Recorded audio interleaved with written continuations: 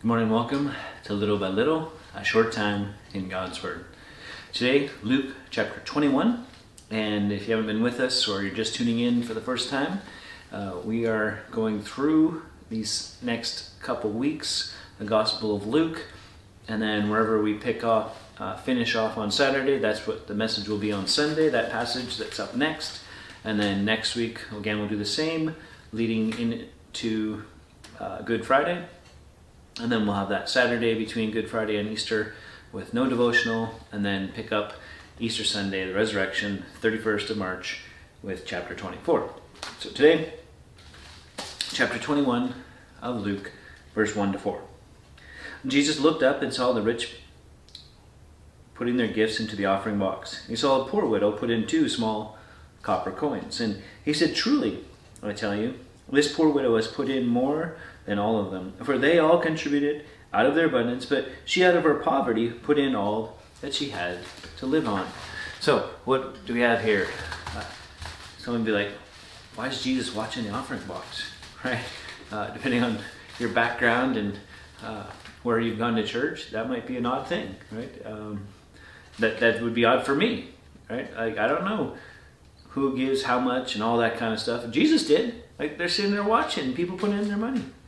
Like, and it kind of begs the question: is offerings or giving and these kinds of things a discipleship issue? Well, I'd say it is, and it's often been said that the last thing to be converted is the wallet or the purse type of thing. And what Jesus is demonstrating here isn't, hey, give everything you have, but there's this contrast between, remember at the end of chapter 20, what we looked at Sunday, the scribes and them walking around and making long, pretentious prayers and wanting to be applauded, wanting to be noticed, and all these things. And now we've got the rich bringing in their gifts, And for the rich, it was no big deal to drop off, all kinds of money, but it had inconsequential meaning to their life, right? Here's what we're not told. What was the percentage? How much was put in? None of those things. The only thing we're told is they put in theirs, and then a poor widow put in 2 small copper coins, which is practically nothing. According to the law, maybe that's the bare minimum. And Jesus says, well, this poor widow has put in more than all of them, right? Why? Because that was all she had. She gave all. And they gave out of their abundance, but she out of her poverty put all that she had to live on. And then it moves on, right? We're going to totally shift gears in tomorrow's reading from this picture of this widow that goes and drops in 2 small copper coins that Jesus says, hey, she gave more. Imagine if you're a rich person and you gave, and you hear that, like, are you offended? Do you feel like, wait a minute, what are you talking about, man? She gave nothing, right? But that was often the case for widows in that day, unless they had married someone extremely wealthy, they're going to end up destitute. And out of her destitute and her poverty and where she was at in life, the station as a widow, it wasn't good. And yet she gave willingly.